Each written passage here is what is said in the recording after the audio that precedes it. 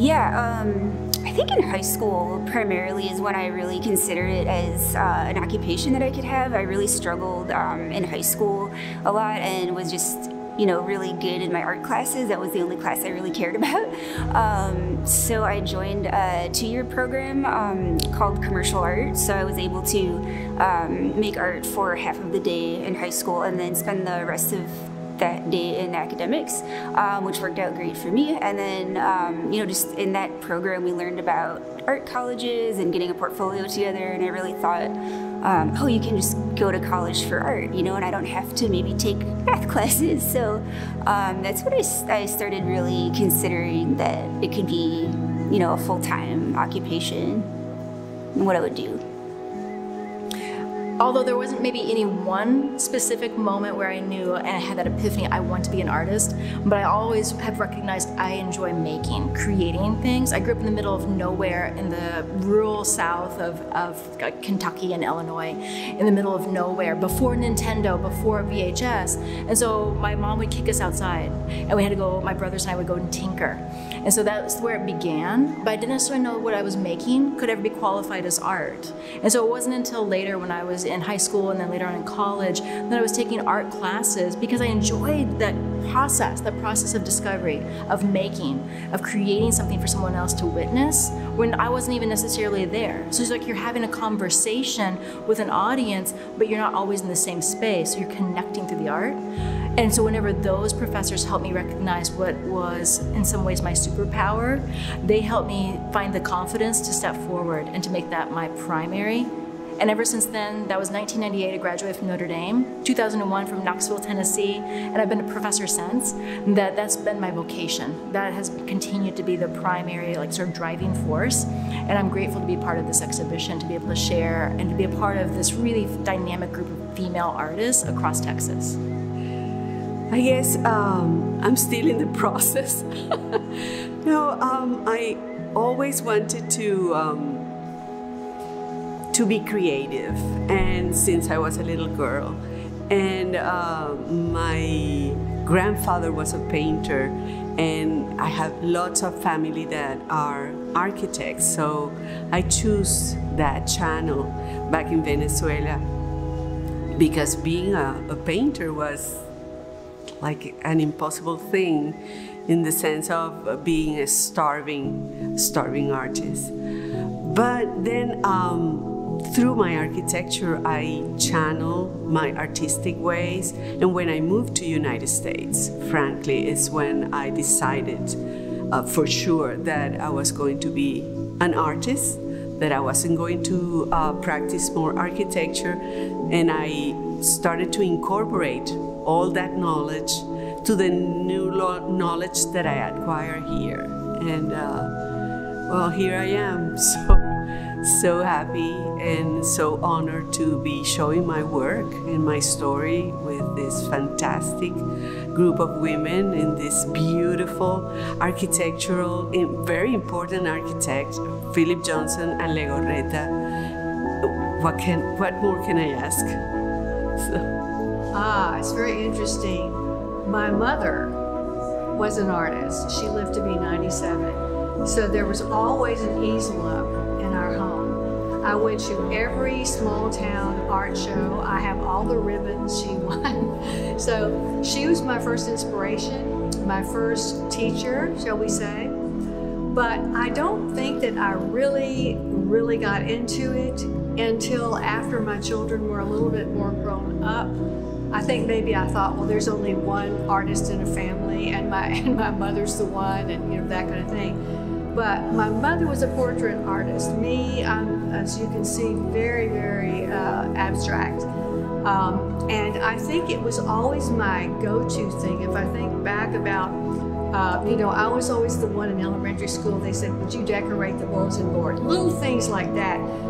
You know, I went to the Glasgow School of Art and I got put in shows there. Then I got in the galleries. All, you know, I think that when you know you're an artist is when maybe you're depressed and it's the thing that you go to lift you up. And so I would say that for me, it happened, and the thing that really happened is I was in a really bad car wreck And that's when I was in printmaking, and so that's why everything is layered, mixed media. And that's when I was already thinking, I was already an artist, I was already showing, I was already making art for galleries and things, but that wreck really solidified, and I was like 30 something, but it really solidified the fact that I'm an artist. Yeah, so, being an artist was always in the books. It was the best thing. I drew 1,000 drawings when I was a kid, and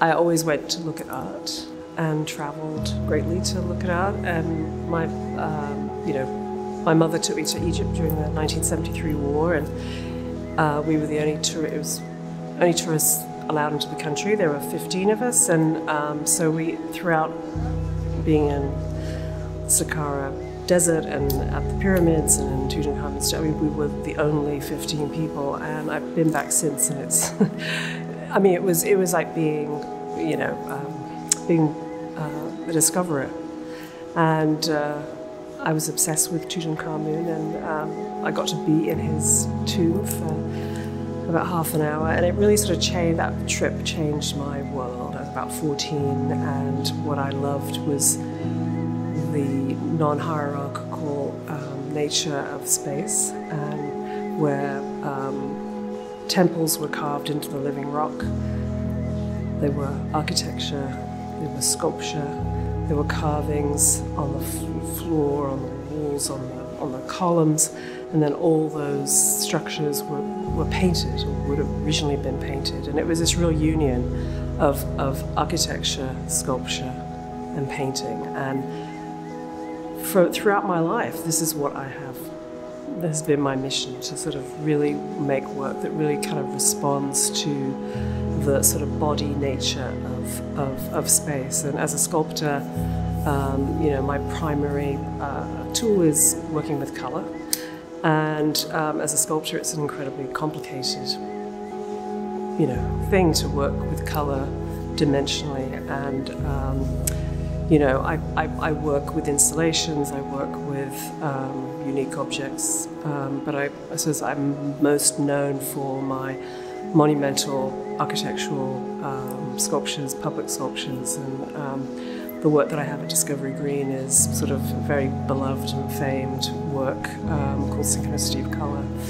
A lot of my work is trying to create spaces of contemplation, and so the piece here at the museum is really, it has this conversation with the architecture, the color of the room, and the vista beyond. And the piece is called Reflect, Reflecting on Reflect, and it really is almost a mini retrospective within itself, in the sense that there's elements from 1994.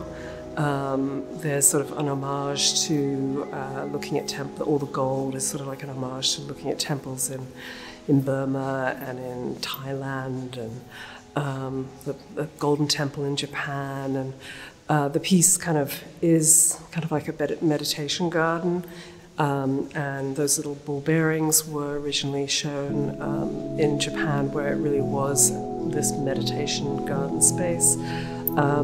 So each time it's the work is reinstalled, it really kind of has this conversation with the site. And I think with this piece, it was the gold that I wanted, and also there are two acrylic elements within the work, and they're almost like a little mini index, because there's kind of spatial repetition and color repetition that flows through the piece.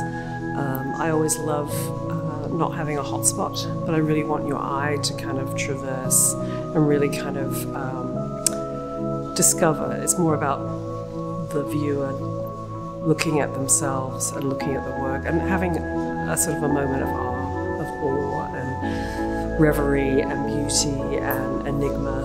And spatially, it's really complex, and objects disappear into the mirrors and reflect the sky into the piece. So I feel honored that as a 14-year-old, now a 63-year-old, I've continued to be this union of architecture, color, form and space. So yes, it's a great honor to be in the show. I think that for me, it was fairly easy because I grew up in a family that was involved in theater and film, and I had a lot of role models. So taking a path in which making things or creating things, practicing, rehearsing, working, was just something that I experienced every day. It was more like within my family, the structure of theater, and my parents, my mother had founded a theater and my father did lighting for television and film. I had a sister who's an actress. So we all had different roles, and for me what came natural was working with my hands and doing a lot of the scenic painting, set construction. I've always liked drawing. I think lots of, obviously when you're a kid, everybody draws, but I was quite, I guess, diligent about it. It was just something I did almost every day. So it wasn't that I had to make a choice, it just sort of naturally was a space that I got to work in. And as I got older and became aware of what people call art as an actual profession or practice, it just seemed to me that that was something that I had already been doing. So of course I made choices to go to art school to learn more of the craft of painting in particular and sculpture. But I had many opportunities to work with my family. So I was an assistant for my father when he would go out on jobs doing lighting for television. And I'd, tag along and work in the, then I'd get jobs working in the scenic department or the art department. So it just was a natural extension of the environment I grew up in.